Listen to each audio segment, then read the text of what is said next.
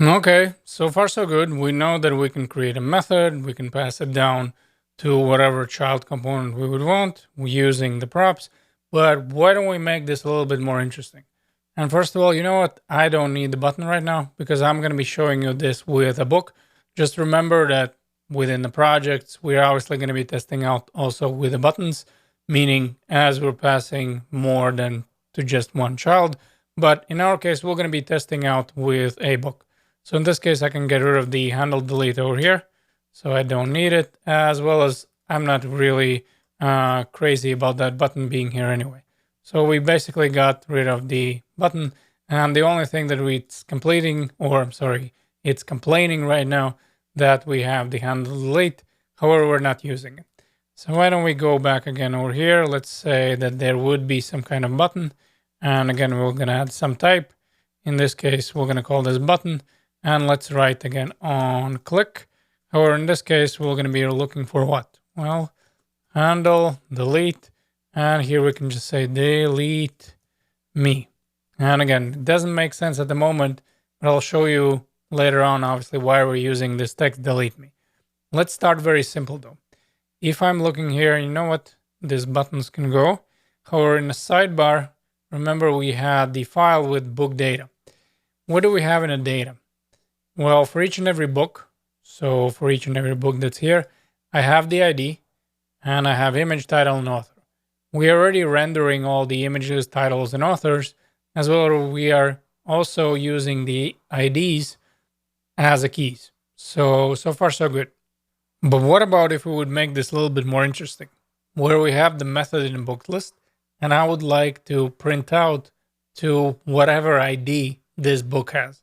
So let's say I'm gonna say that this handle delete is gonna have the one parameter, which is gonna be ID, and then we're just gonna say here, yeah, but we're just gonna be console logging the ID. Very simple for now.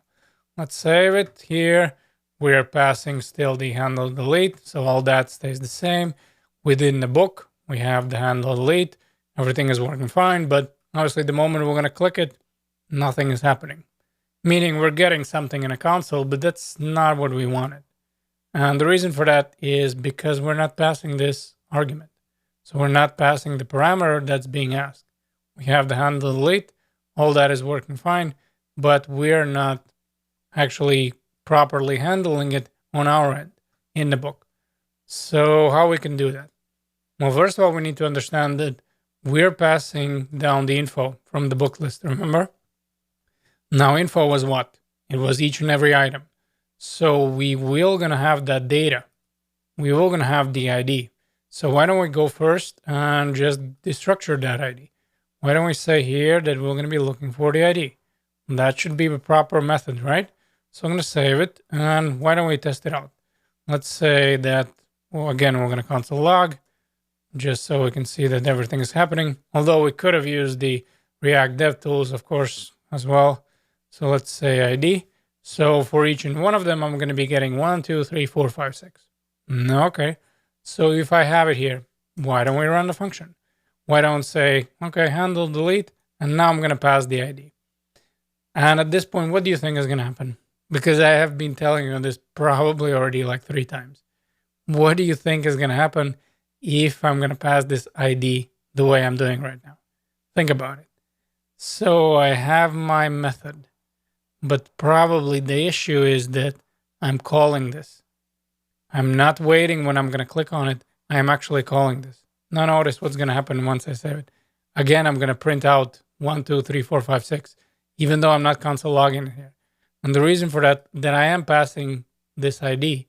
This is working, but I'm automatically calling this function the moment I'm rendering these components. And that's not my plan. Because at the moment, I can click all day long and nothing is going to happen. So there has to be a better way. There's multiple ways, but I'm going to show you probably, in my opinion, the fastest way. Now, that would be working with an arrow function. So what happens here? Let's say the 40 on click, we're going to pass the anonymous arrow function. And the way this is going to work, again, we're going to be getting back the implicit return. Remember, with arrow functions, that's all it is. So we're having the arrow function, and then this is going to be our implicit return. Now what we can do here is we can say handle, then we're looking for delete. And then in this case, we will going to be passing this ID. So I'm going to say something like this. So let me save it. And now let's see what's going to happen. So now the arrow function is going to run automatically. So all that is going to happen.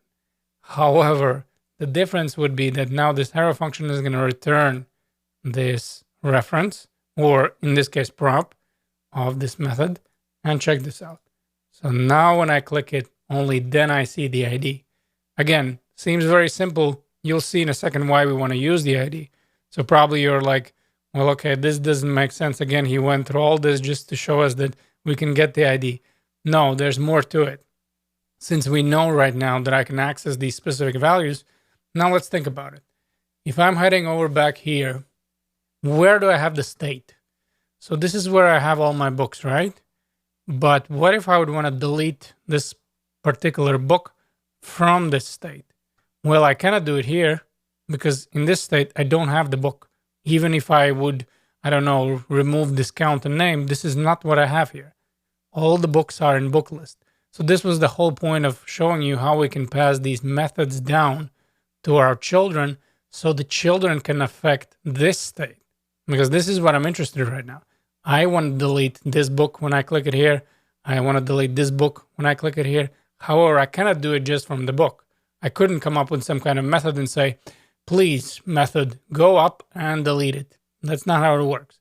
So we first needed to get our hands dirty and figure out how we can pass it down. Now, this is very crucial because, again, there's going to be two differences. One, if you're just passing down as this dot, and then this is just going to be reference. However, if you're passing some kind of argument here, it is crucial. And I repeat, this is crucial that we're returning this. Again, you just saw what happened if we just run the function. This is not doing what we want. Okay, so where are we going from here? So I know that I can pass this ID, and I know I can console log the ID. So why don't I start filtering something regarding whatever data I have with that ID? So use this ID to filter my state, and then depending of which button is clicked, then my state is going to be different values. How this is going to work? Well, we have the book data. Each of them have the IDs, and I definitely have it here anyway. So why don't we write the filter method? So how the filter method is going to work? Well, first of all, we're going to come up with some kind of name. I believe we can say like sorted or something like that. So let's write const sorted list. Now, the way this is going to work is that I'm going to grab the data from the state. So I'm going to say this dot state, and then I'm having books. And you know what? Why don't we call this books? So sorted books. And I can call the filter method on these books. And I can filter out rest of the books that don't have this ID. So what I'm going to do essentially is the moment I'm going to click it, I'm going to say return me the list that doesn't include this ID. And then I'm going to render that list. And that way we're going to get rid of this book. So for the filter, like I said, the same as with for the map, we're passing the callback function. Now this callback function is actually going to be function that we're going to execute for each and every item in our list. However, in this case, what I'm going to say that again, I'm going to be passing in some item. So this is going to reference each and every item that I have here. And I'm going to say, hey, listen, item, if your ID matches actually the ID, then return it. Or I'm sorry, no, then don't return. So the way we're going to write it like this, if item ID is not equal to the ID. So what's going to happen right now, all the books that don't have this ID are going to be returned. Don't believe me? Let's see. And first of all, you know what? Why don't we do the console log? This way we can for sure see that console log. Then we're going to have this dot state books. So first of all, we're going to see the books here, as well as we're going to see it once we actually sort them out. And then we're going to see this dot set state. So let me copy and paste the console log. This is going to be right here. And then the idea would be very simple.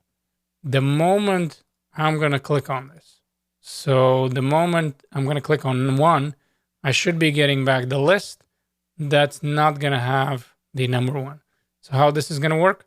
Well, let's see. Well, first of all, this is just going to be a little bit annoying here with this actual warning, but I think we can live with that. Let me click on this. What do you see right now? So first of all, I'm seeing here that obviously the books are going to stay the same. Yeah, of course I didn't call the set state. Yeah, my apologies. I should have been looking for sorted books. This is the issue. For some reason, yeah, I'm calling this dot state books and this dot state books. Of course, both of them are going to be six. Why don't we do this? Why don't we look at the sorted books again? One more time, the second shot. Then, as I delete, how many do I have? Well, in this case, it says, well, there's no disordered books because obviously this is a variable. Oh, okay. I don't know what is happening. First time I made a mistake with this dot state books. Now I've made it with sorted books. Okay. Third time, hopefully, is going to be charm. Again, the idea is very simple. First, I'm just console logging what is in a state. Then I'm going to be filtering all the items basically that don't have the ID, and then we'll see what we're going to have. And yes, finally it worked. I'm really glad. So 6 items. Technically correct, right? So 6 items was the initially hold the books. But then I have 5.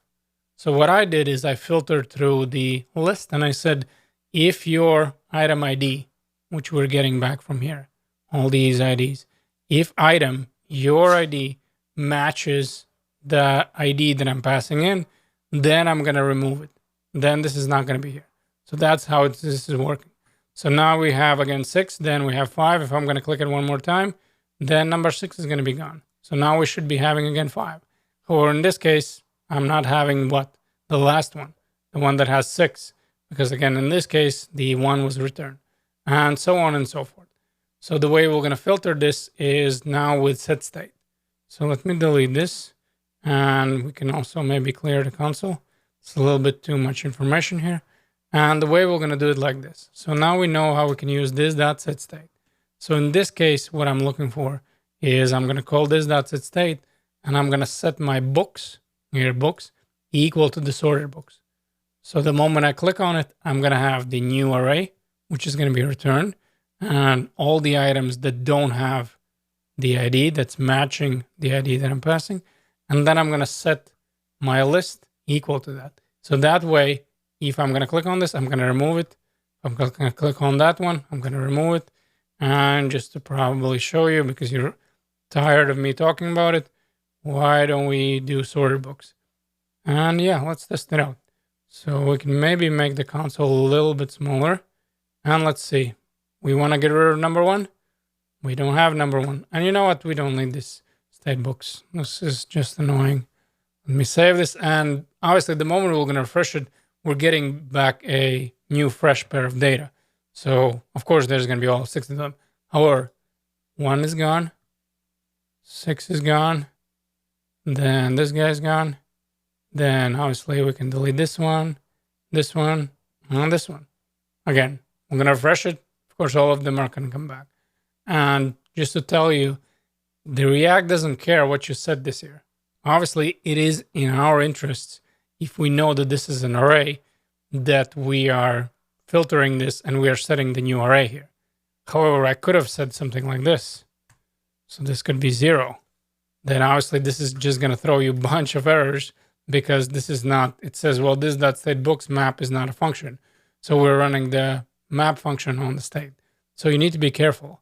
So as you're setting the new item that you're going to be replacing, you need to make sure that that is the same data structure and that you're just changing something there, which in our case, we were getting a new array with all the items that don't have the same ID as we're passing down. So hopefully my few mistakes didn't really throw you off. And yeah, this is how we can pass the methods down to the children. And this is why it's so powerful, because these methods affect the state that you see right now. The previous ones were affecting only the each and every item. Now you're talking, big boys game, because now you can really change a lot of values. So yeah, that's the beauty about passing down the methods to a child component.